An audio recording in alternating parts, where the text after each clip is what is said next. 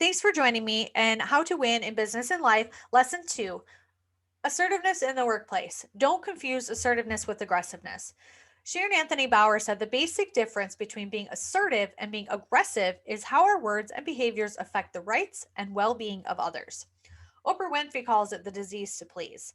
Now, there's a special pressure in the workplace from your boss, your supervisor, associates, and coworkers. Everybody's extremely busy these days, and this disease seems to attack women more frequently, but men can be affected by it too.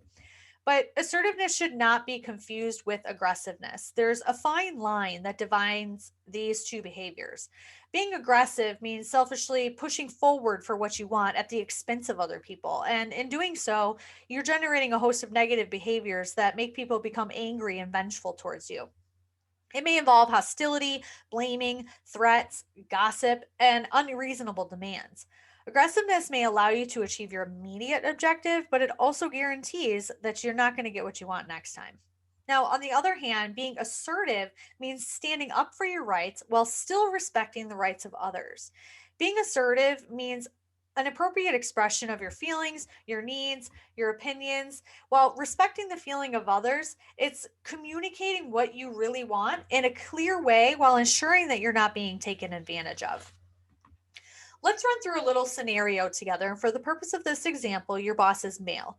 Let's say your boss asked you to do a special favor for him. Now, here's the problem. That little favor is beyond your job description. In fact, it's within the scope of his duties as a boss. Now you've got a dilemma. Do you say no because it's not your responsibility to do his job, therefore run the risk of getting in trouble? Or do you say yes just to avoid getting in trouble or making him angry?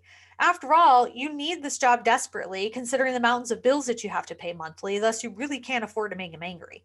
But on the other hand, you know very well that if you do his job the first time, it's most likely going to be that he's going to start asking you to do things that he should be doing himself. This is eventually going to develop into a pattern. You do it this time, he's just going to keep turning over his responsibilities over to you. And before you know it, the habit is performed and you're stuck. If you've previously given in to some of his requests, saying no now will make him mad at you. After all, you've been doing it before, so why not do it this time? So, what is the answer? Well, be assertive right at the beginning and in all instances until your boss realizes that you can't be pushed around, so to speak. You don't need to get nasty or abusive with him. In fact, you'll probably lose your job if you do. But being assertive right at the beginning when he asks for you to take over some project that he should be doing, you can tell him, I'd love to help you out, but I'm just swamped with my own work already. I couldn't possibly do justice to your project that it rightfully deserves. Now, go ahead and consider that language that I just used, and you'll find out that you haven't directly said no to him or embarrassed him, so he can't be too angry with you. You've acknowledged that his project is worthy of attention, but you've also gently nudged him into remembering that it's his project and it's his duty to finish it, not yours. What you've done here is set a precedence that he's going to remember. You didn't blindly just say yes to avoid anger. He's the boss, and he would have taken advantage of your skills many more times in the future if that had happened. For example, every time he's got a project he didn't want to tackle himself, you just pass it on to you. Now he knows he can't just dump his duties into your lap all the time. Now, you may have to repeat this action a couple more times before he actually gets the message. But the same scenario should work with coworkers who try to pass on the jobs that they don't want to do too. This trick is used mercilessly on newcomers in the office. Newcomers come in and they try so hard to please everybody that they get stuck with all the less desirable tasks and they find themselves with very little time to accomplish the duties that they were actually hired to perform. So, why do people continue to say yes when they want to say no? Well, there's many reasons actually, but one reason is that people want people to like them. They're afraid that if they say no, they're not going to have any friends at all. And they're also afraid that the boss might use their refusal as a ground for insubordination or termination. One reason why people are continually doing this is they want to be known as the go to person. They want to develop a good reputation and be seen as dependable and someone that can always accomplish a task. It makes them feel wanted and needed and more valuable to the organization. So, if you want something accomplished, just take it to these go to people and consider it done. It makes them feel good when they feel like you can't do it without them. After all, if everybody needs them, their job is secure, right? But unfortunately, this inability to say no can actually work to your detriment. It causes a buildup of stress hormones such as adrenaline. As a result, your heart is going to beat faster than its normal pace, your blood pressure rises, and blood vessels become more narrow. According to doctors, these conditions can increase your risk of heart attack, stroke, and even cancer. Saying yes to others all the time can put you in an early grave. Now, in the early days of man, the stress hormone could literally save lives. During the prehistoric times, people lived in a fight or flight world. It's either hunt or be hunted. Adrenaline saved them from danger. But nowadays, in the present world, it's present in the way that you eat and the lifestyle that you live. And many become couch potatoes and worry constantly. So the stress that you're experiencing these days is different, but it's just as deadly. Therefore, the answer is to stop being a doormat and learn to say no more often. I can almost hear you gasp at the objections to that statement, and I anticipate your reactions. Wait a minute, you don't know what situation I'm in, or you just don't know what it's like to be unemployed. You might be afraid to say no, but sometimes it is necessary. For starters, those people who already like you, they're not just going to stop liking you because you said no. Those who behave in a grumpy manner, they were like that long before you told them so. Okay, so you've mustered all your courage and said no, but now you feel guilty. How do you handle that? You probably feel like you've let someone down. Well, I'm telling you, guilt is not necessary here. It's a useless emotion. Stop and think about how you really feel when they ask you to do a favor. Did you say yes and then feel resentful about it? If that's the case, well, now you have a cue that in this situation, when the situation happens again, say no right away. Don't make excuses that you both know are lies. It'll make you feel guilty for saying something deceitful and wrong. So instead, you can maybe tell them you're right in the middle of some projects and simply don't have the time, or you'd rather tell them no than only be able to give a fraction of your attention. Maybe you're just not the best person for the job, or your calendar might be full and you can't possibly take on any more tasks. It's important to be honest with yourself and with others. If they surprise you with a request and you don't know what to say, ask them to give you a little time to think about it and consult your calendar.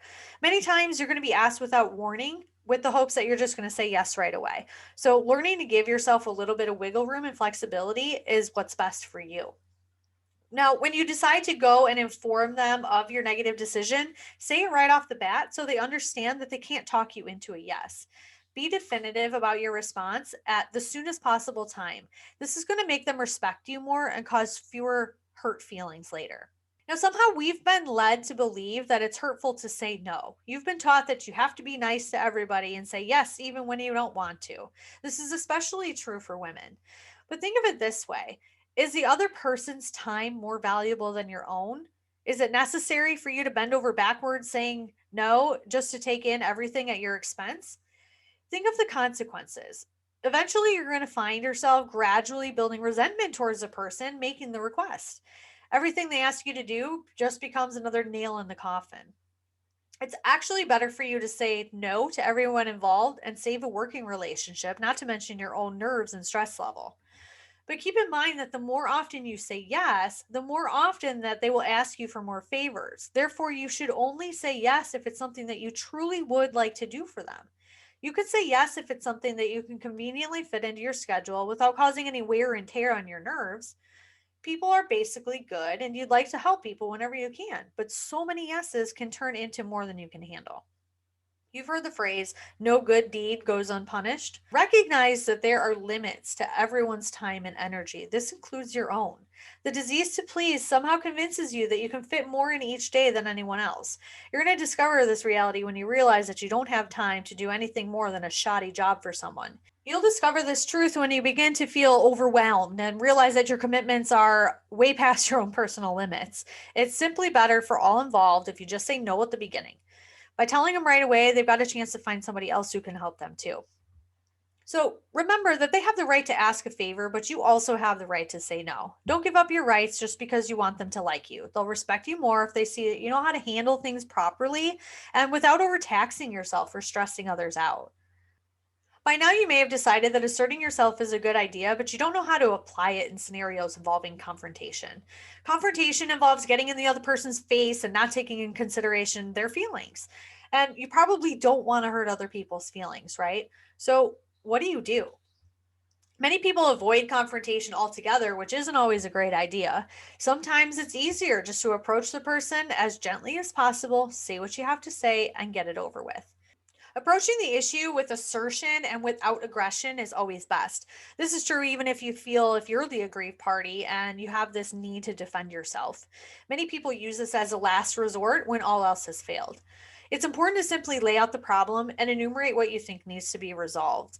Find a compromise by which everyone gets what they want. One way to bring this about is not approach the confrontation in a heated manner. It needs to be well thought out in advance and have a plan. You should have everything that you feel that you want to say planned out in your mind or even written down on a paper to use as reference during that discussion. Be prepared and ready to face the consequences. When confrontation is over, it could be the end of your job or a friendship. Again, you have the right to assert yourself. This is your life and it's your workplace. It shouldn't be a place where you dread going each day. Everybody needs to have personal standards for how they treat themselves and how others treat them. Boundaries have to be set and maintained, even in the workplace, and we'll discuss more about boundaries later on. Assertiveness, not aggressiveness, is what is essential for you to feel better about yourself and develop relationships with others. It's also going to help keep the unpleasant or discomfort levels to a minimum. It'll help you relieve stress and it'll maybe even take your career forward. Learning to be assertive can even move you into a leadership position one day. Now, remember, while assertiveness can help you get what you want out of life, aggression is going to bring out resignation or involuntary compliance on the part of those around you. We're talking about the best case scenario.